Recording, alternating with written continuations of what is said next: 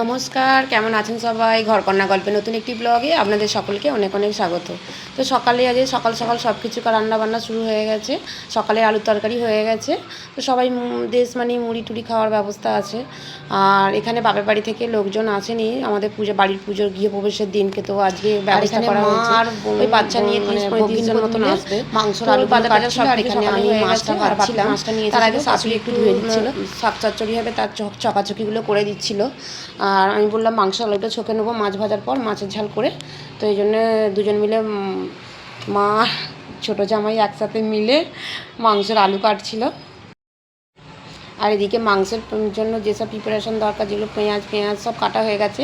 আর আমি এদিকে শাক চচ্চড়িটা বসিয়ে দিচ্ছিলাম, যেহেতু শাক চচ্চড়িটা নিরামিষ হবে না, মাছের মাথা দিয়ে হবে, এই জন্য একটু পেঁয়াজ রসুন আর যেরকম শুকনো মশলা থাকে, দারচিনি এলাচ লবঙ্গ তেজপাতা শুকনো লঙ্কা কাঁচা লঙ্কা সব রকম দিয়ে, সেদিনকে আদা বাটা জিরে বাটা সব রকম দিয়ে হবে। তারপর কাকু জেঠুরা সব কেউ আসেনি।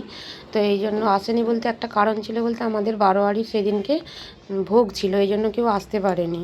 50 বছর পূর্ণ হলো, সেই জন্য আর কেউ আসতে পারেনি। এই জন্য আমি একদিন প্রোগ্রাম রেখেছিলাম সবাই মিলে আসার জন্য। আর কথা বলতে বলতে এইদিকে শাক চচ্চড়িটাও কষা হয়ে গেছে, হালকা জল দিয়ে একটু খালি সেদ্ধ, প্রায় 50% সেদ্ধ হয়ে গেছে, তার 50% হবে, তার জন্য একটু হালকা জল দিয়ে দিয়েছি। উপবেশের পরের দিনও 30-35 জন মতন খাওয়া হয়েছিল, মানে খাওয়ানো হয়েছিল যারা যা কাজকর্ম করেছিল, যারা অতিথি যারা ছিল, দিদি বোনেরা ননদেরা সব ছিল, তাদেরকেও খাওয়ানো হয়েছিল মাছ ফাছ করে। কিন্তু সেই দিনকের ভিডিওটা আর তোলাই হয়নি যে আপনাদের সঙ্গে একটু শেয়ার করব, একদম টাইম পাইনি। সেইটা তো আর শেয়ার করা হলো না, তো এটা একটু চেষ্টা করেছি শেয়ার করার জন্য।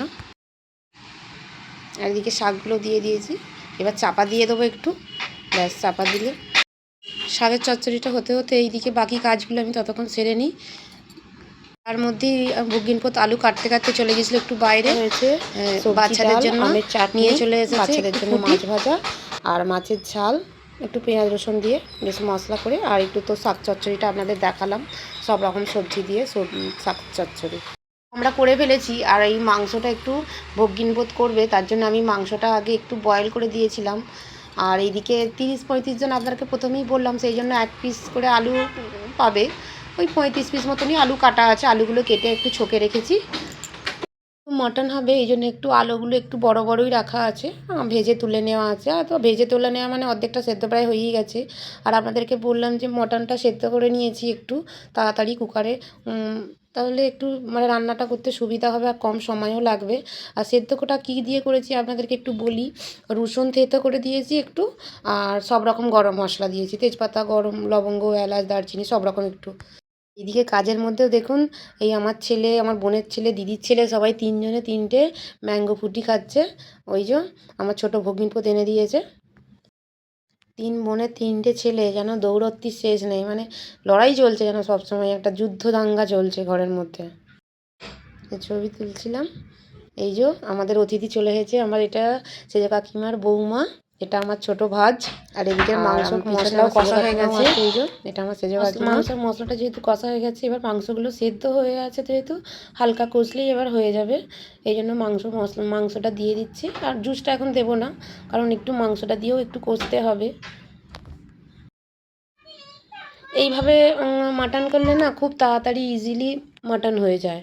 মশলাটা কষা মানেই মাংস হয়ে গেল, মানে কারণ মশলাটা আগে তো মাংসটা সেদ্ধ করাই আছে। আমি কিন্তু এইভাবেই মাটন করি, আপনারা কীভাবে করেন অবশ্যই জানাবেন কমেন্টে। দেখুন মাংসের মশলা পুরো তেল ছেড়ে দিয়েছে, আর মশলাটাও খুব সুন্দর হচ্ছে। আমি ভগিনীপতি বলছি, দেখো রান্নাটা রাঁধুনিকে দেখি যে মাংস মটন রাঁধুনি।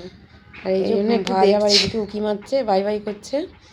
তো আমরাও 3 বোনে দাঁড়িয়েছি, আমি একটা এই স্মরণীয় এই স্মৃতির খাতায় লেখা থাকবে এক একটা অক্ষরে, যে এইগুলো এক একটা দিন আবার দিন তো আর ফিরে পাওয়া যায় না, সময়ও ফিরে পাওয়া যায় না, সেই রকম এইগুলো পুরো স্মৃতি হয়ে রয়ে গেলে। বলছে হ্যাঁ বুদ্ধিটা দিদি ভালোই দিয়েছো, তাড়াতাড়ি রান্না হয়ে গেল, মশলাটা কষা হলো, রান্না হয়ে গেল। একটু জলটা এবার গরম করে দিয়ে দেবে, যেহেতু লোকজনকে তারা এইটুকু খাওয়া হবে না, জল দিয়ে জুস করে দিতে হবে, যেহেতু ভাতের সঙ্গে মেখে খাবে। মা নাতি সবজিটা তো খেলা করছিল, আর আমি বলছি কেন বসে আছেন, বলছে কি খাবো, আমাদেরকে কিছু খেতেও দেয় না, সব কিছু কাজ করে বসে আছে 2 বিয়ানে।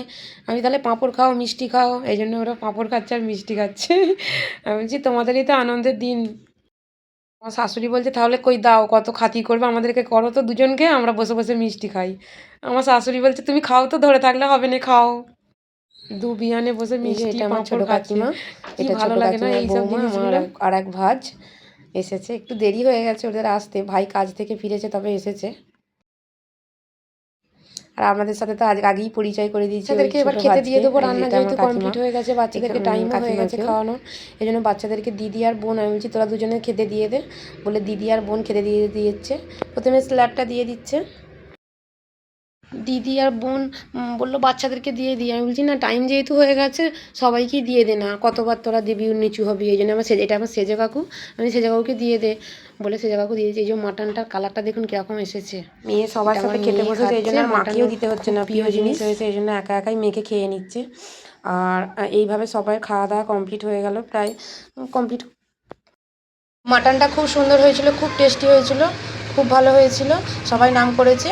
আর খাওয়া দাওয়া কমপ্লিট করে সবাই চলে গিয়েছিলো বাড়ি, কেবলমাত্র ছিল আমার বোন, দিদি, মা বাপি আর ছোটো ভাই ভাজ রাত্রে খাওয়া দাওয়া করে চলে গিয়েছিলো। ভিডিওটা ছিল এই পর্যন্ত, ভালো লাগলে লাইক শেয়ার কমেন্ট ও সাবস্ক্রাইব করে পাশে থাকবেন। Bye bye.